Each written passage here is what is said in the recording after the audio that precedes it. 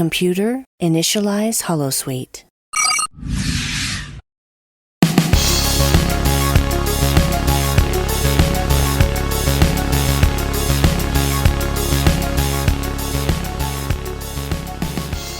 Hi everyone, welcome to episode 12 of the Sci-Fi Feminist. Today I have a really special episode in store. Last week I watched the new Mortal Kombat movie and I thoroughly enjoyed it. I think it was a pretty good movie for what it is, which is a video game turned into a movie. I've seen some epic fails in the past, especially regarding fighting game movies, but I think this one was quite good and I really enjoyed watching it. So today I'm going to talk a bit about feminism and Mortal Kombat, if there is such a thing. Is there feminism in Mortal Kombat? Well, yes, there is and also there isn't. Today I'm going to talk about some of the tropes that we see and also what type of feminism Mortal Kombat, or at least the female characters in Mortal Kombat, perpetuates. So I hope you enjoyed today's episode and I want to thank you for supporting this podcast up to now. Thank you so much for subscribing to the YouTube channel and for listening on there. And thank you for your comments too. If you would like to interact, I think YouTube is a good place to interact. Please leave me a comment in the comment section and then I'll be happy to answer any questions you have regarding feminism or regarding anything that I say or that I don't say in the podcast. So thank you for supporting it. And then let's get into today's episode about Mortal Kombat. So when I was young, I was a big fan of fighting games actually. The first one I played was Tekken 4. I had a PlayStation 2 and I don't know if you remember, but PlayStation 2, it used to come with this demo CD that has like a very short version of a bunch of games. So Tekken 4 was on there. So I actually only played the demo. I played like the same 4 levels for years because I could never afford to buy my own Tekken game. And then eventually I got an Xbox 360 and then I bought Tekken for myself. And I think it was only when I got my Xbox One that I got Mortal Kombat 10. I can't remember if I got it with the Xbox or if I bought it, I'm not sure. But that's the first time I really actually played Mortal Kombat. I knew about it before, but all my life I've been more of a Tekken type of girl. Yeah, so it was really nice for me to watch the Mortal Kombat movie so I could also get a greater idea of what the franchise is all about and what it's all about. So in the movie, we see a few main female characters. So there is Scorpion's wife and child in the beginning, and they fit the stereotypical damsel-in-distress role. They are really helpless and actually, he doesn't actually make it to them. He doesn't get to rescue them, but they are really unable to defend themselves. So there we see this classic stereotype of the weak woman and then the strong man. Unfortunately, he also is unable to defend himself. So maybe that's a bit of a twist on it. Usually the damsel in distress gets rescued by the male hero, but in this case this didn't happen. However, his descendant, whose name is Cole Young in the movie. Now, I saw on some forums that Cole Young is actually a new character that they introduced only in the movies. He's not actually in the video games. So, Cole Young, we see right towards the end that he is in the same position as his ancestors. His ancestor Scorpion, I mean. His wife and child also get frozen by Sub-Zero, and then he rescues them, and ultimately he succeeds. So in that way, then there we have 2 damsels in distress. However, once again, that is not so clear cut. There's one scene where his wife actually hits the big guy with the arms, and she actually helps him. And then we also see in another instance that while he's kind of fighting in the cage, she cheers him on and she encourages him. So the damsel in distress trope, it's really something that isn't as common as it used to be. I think it's been criticized so much by media scholars and by video gaming scholars and by feminists that people just know that that's a no-no, and they don't really feature the damsel in distress trope in movies as much as they used to. Also, not in video games as much as they used to. Obviously, there is still a bit of that, but like I showed here, it's not as clear cut. There is this really old game. It is called Final Fight, and that's quite funny. There's this really masculine hero, and there's this woman in a red dress, and then he always saves her. So that used to be in fighting games too, but not as much as it used to be. And like I will show regarding Sonya Blade, who is, I think, the main character that I'm going to discuss today, and definitely one of my favorite female characters from Mortal Kombat, where she used to be more in a stereotypically damsel in distress role in the older games. Now that's been really refigured a lot, and she's barely a damsel in distress anymore. Maybe just in the one scene where the big rock falls on her, and then the guy with the arms has to dig her out. But that's really hardly the damsel in distress. Throughout the entire movie, Sonya Blade is quite capable, and she's quite tough, and she's quite able to handle herself. So there are two other prominent female fighters in the movie. That is Melina, she's from the dark side, as well as Natura, she's the one with the wings that screeches. So actually towards Matura, the other male characters make a really sexist joke. I can't remember exactly what they said, but she's quite sexualized in terms of her outfit and also in terms of how the male characters talk about her, which was quite weird, to be honest. And then Melina, she's not as sexualized as her video game counterpart is.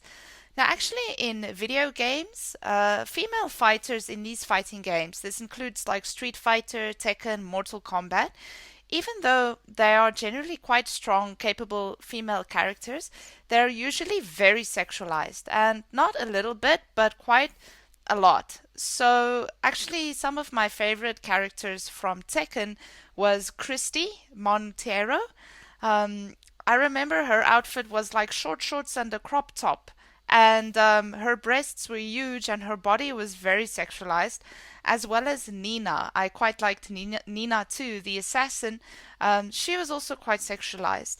And in Mortal Kombat 2, most of the female characters wear these really skimpy outfits.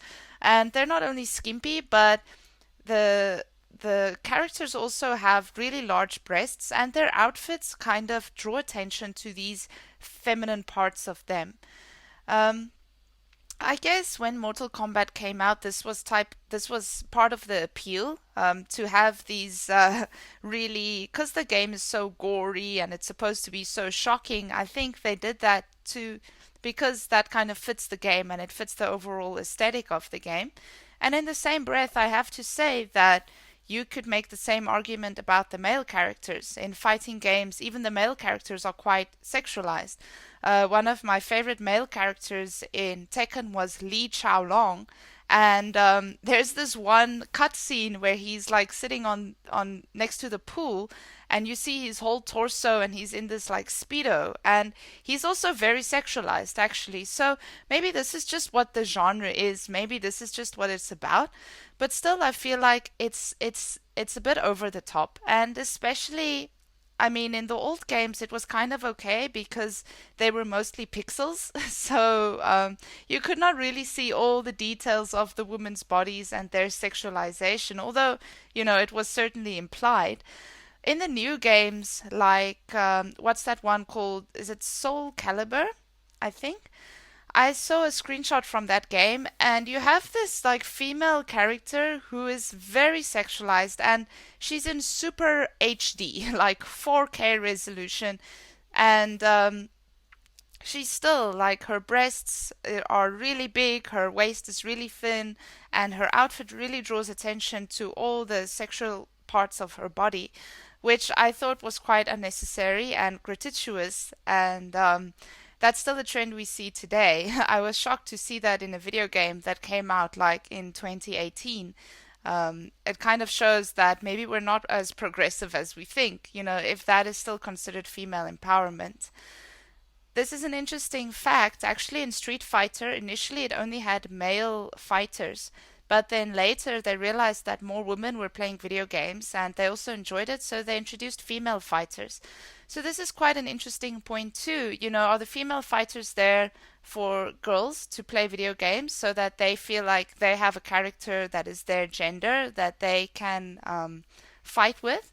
Or are the female fighters there for the male gamers to look at or to appeal to the male gamers?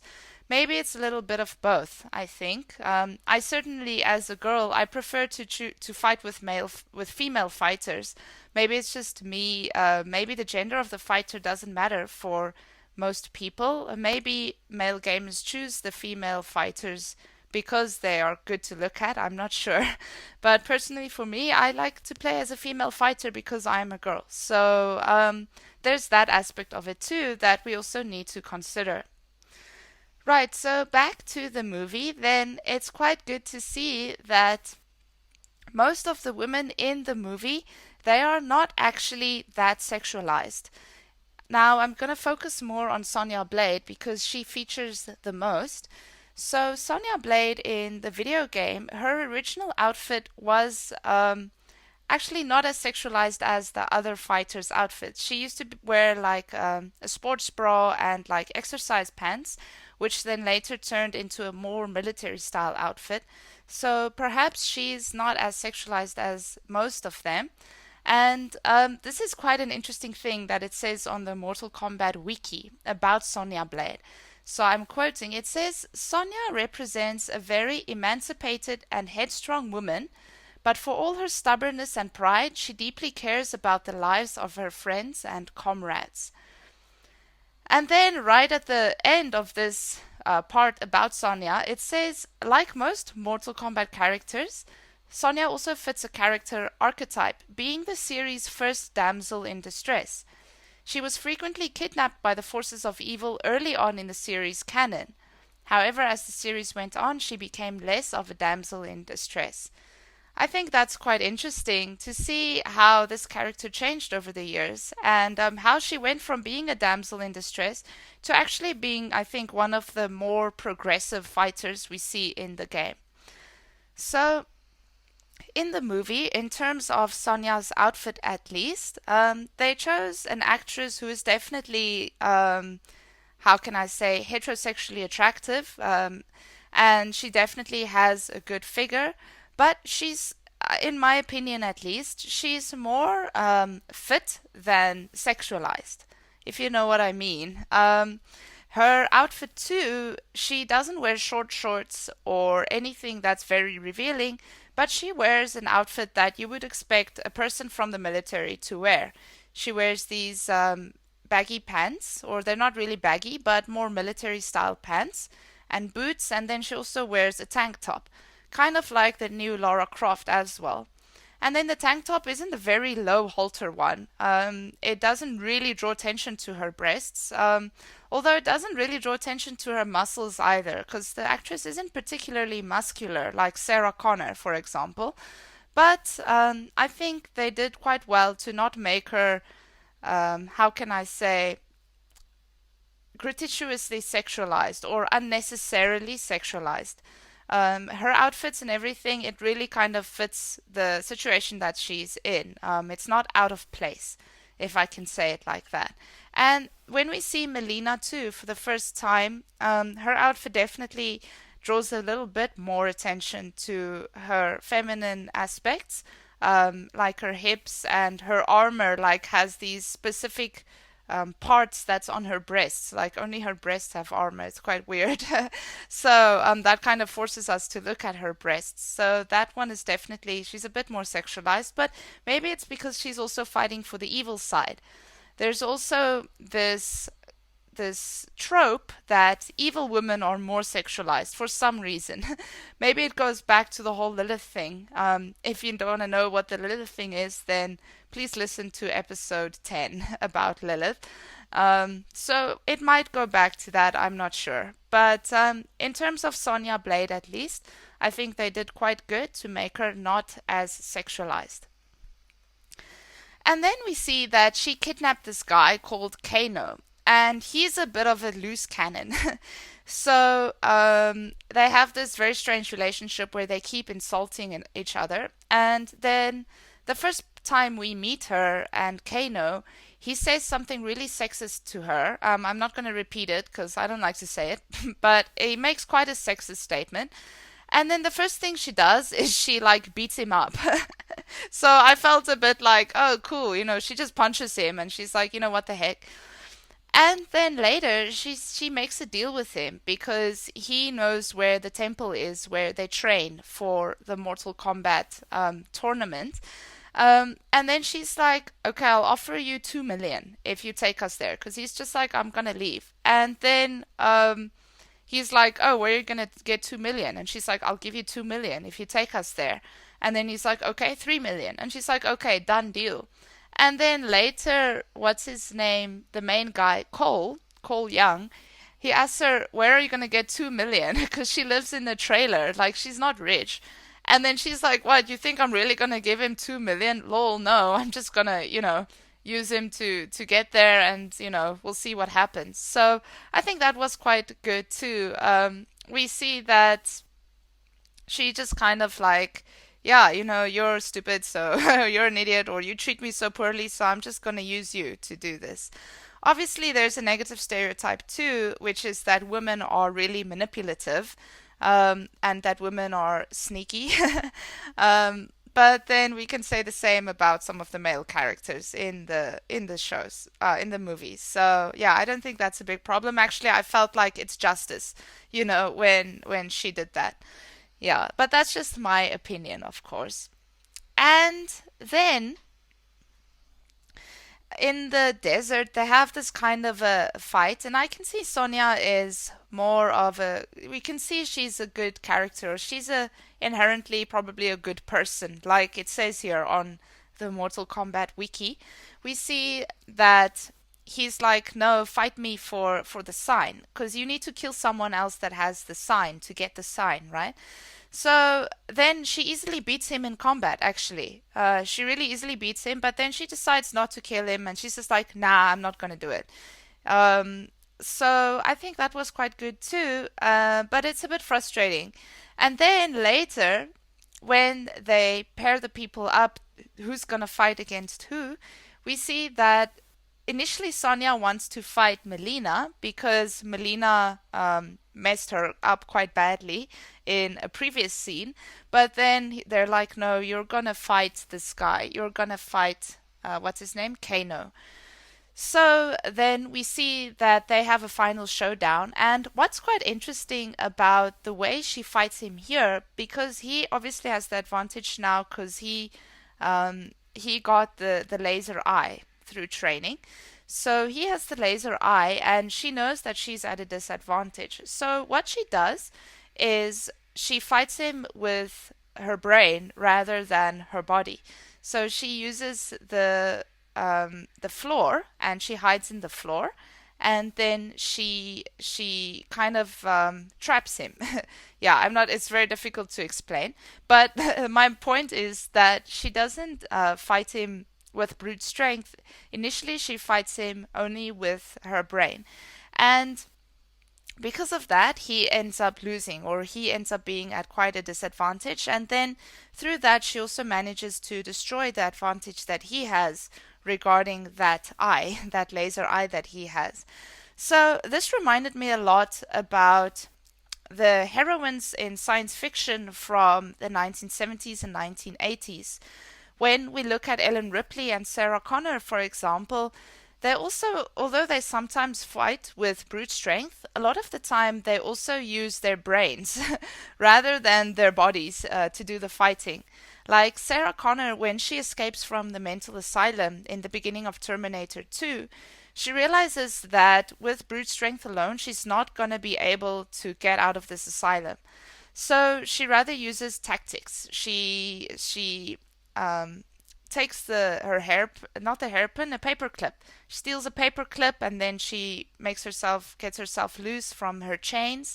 And then she eventually uses a syringe and some chemicals, and she holds one of the nurses hostage so that they can let her out. So That's quite interesting about female heroes, is that we see them use brains rather than brute strength to fight. So I think that's quite interesting.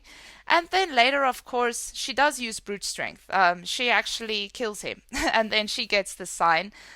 She stabs him in the eye with a gnome, a garden gnome, which I thought was quite a gory detail. But the whole movie is quite gory. I think that's the point. So yes, that's what happens with Sonya Blade. And then there's some satisfaction because this guy that is so sexist and that keeps taunting her throughout, and especially because she doesn't have a sign in the beginning. Everyone's like, oh, you're kind of useless, because you don't have the sign, the dragon sign. But then eventually she takes this sign from the very guy that has been so sexist towards her from the very beginning. So I guess there is some some satisfaction in that narrative. But also an interesting thing that we can gain from this, and this is maybe I'm interpreting it too much now, but that sign is also, it carries a lot of power. If you have the sign, then you can access these really supernatural powers, which helps you fight in the Mortal Kombat tournament. So without the sign, you're quite powerless. So by taking the sign from this guy specifically, not from any other character like Melina or, someone who would make more sense for her to fight, she takes it from this guy that has been suppressing her and oppressing her from the very beginning. So it could also mean perhaps like a reclamation of power from Sonya Blade's side. How she reclaims power from patriarchy. As a woman, and maybe as a blonde woman, there's a stereotype about blondes, obviously, but I guess about all women, whether you have red hair or black hair or blonde hair, but especially blondes, that, they're always really sexy, and so she really reclaims the power from the guy, and then she really subverts all of those really negative stereotypes about women, and especially also about blonde women. So I thought that was quite an interesting detail, and I wonder if they actually planned it like that, like that was part of the narrative. Of course, we're not sure whether people writing the script or writing the movie actually had feminism in mind, but I think that was a very interesting choice of events to take place. And then, of course, with her newly gained powers, she goes and she helps Cole. She helps Cole Young and the other members of the Earth team also fight against the forces of evil. So I think Sonya's narrative in this movie, at least, is quite progressive as far as fighting movies go. Another thing that I quite appreciated was the fact that they didn't put the female fighters against each other. Now, in episode 5, I think I criticized Raya and the Last Dragon quite a bit because they put two heroines against each other. And that is obviously also another classic trope or stereotype that two beautiful women always fight against each other. They can never work together as a team. Now, although Sonya Blade is actually the only woman, the only female fighter from the Earth realm, and she doesn't really fight together with other female fighters, I was quite surprised when at the end they decided to put her against, what's his name? Kano. I keep forgetting his name.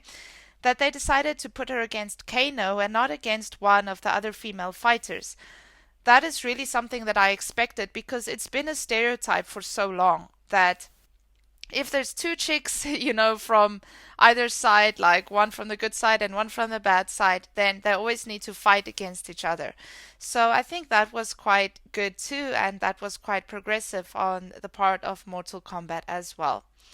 Now, of course, I'm talking about all of the positive aspects of Sonya Blade, and I think I really can't find much wrong in terms of feminism regarding her character, except for the fact that in the video games she's quite sexualized, although not as much.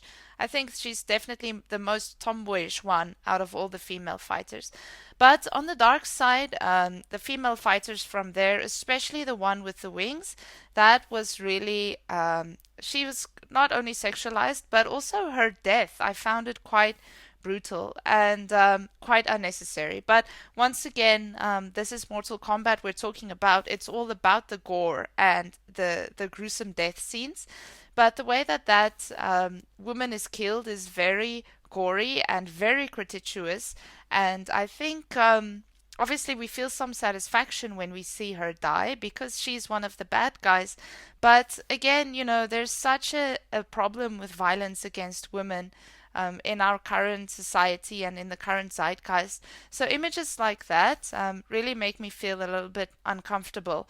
Maybe because it's too close to home, or maybe because, of all the other things you see regarding violence against women in the media. But once again, like I say, this is the type of movie that we're watching. So if you don't want to see women being killed in really brutal ways, then don't play or watch Mortal Kombat. I guess that's what it comes down to. Although I think they could have killed her in a more, I don't know, civil way. She kind of falls on the guy's hat and she's literally like sawed in two pieces, and it's really quite hectic. Yeah. So yes, that is it regarding Mortal Kombat. I'm sorry that this episode is quite short, but I don't want to waste time talking nonsense or talking about things that aren't in the movie or that aren't relevant to the movie. In this episode, I just briefly wanted to talk about Mortal Kombat and the Mortal Kombat movie. So I hope that you enjoyed this episode, and if you would like to hear more on video games and maybe fighting games or other fighting game movies, then you're welcome to let me know and hit me up, and then I will try to incorporate it in some of the future episodes.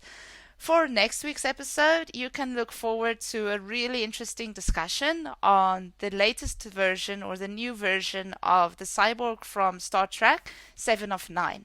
I'm going to look a bit at her representation in Star Trek Picard, and I was really excited because I recently, or just today actually, I saw a picture of a behind-the-scenes shot from Star Trek Picard, and I hear it involves some time travel too.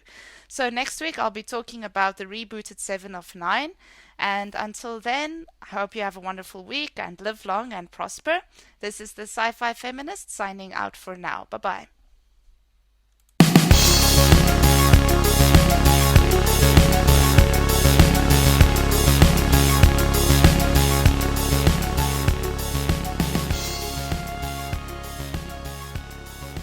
This show is brought to you by Holosuite Media. Computer, list other available Holosuite Media programs. Loading Holosuite Preview Program 4, Blast Shield, a Star Trek Lower Decks podcast. I think we all thought Ransom was going to go into that fight scene thinking that it was game over before it even started and he was going to lose. But I think the moment he rips his uniform off, which is hard anyway to rip a shirt, but to rip an actual jacket like that, pretty impressive. And then he had about, I don't know, I think it's 62 abs. He just looked ripped, and then he was just a little bit of this, a little bit of that. I was just going to say, it was the way that he also narrated it. It was just perfect. It was great. Ransom definitely went to the school of Kirk Fu. Ransom Fu, maybe we should be calling it. Loading Holosuite Preview Program 4, The Voyagers, a Star Trek original, animated, and Kelvin Films podcast. Full honesty, I did find that the scene was seemingly long when they were driving with him and Scotty to get to the Enterprise when they were in their little capsule. I felt that was a very long scene driving around the whole Enterprise. But find yourself someone in life that looks at you the way Kirk looked at the Enterprise. I mean, that was a beautiful moment. And I absolutely adored when Spock came back onto the Enterprise. Just how everybody on the bridge, like Uhura and Chekhov and everybody, they just kind of rallied around him. And it was a really warming moment just to see that original core group of people just celebrate him and happy to see him. Computer, deactivate Holosuite.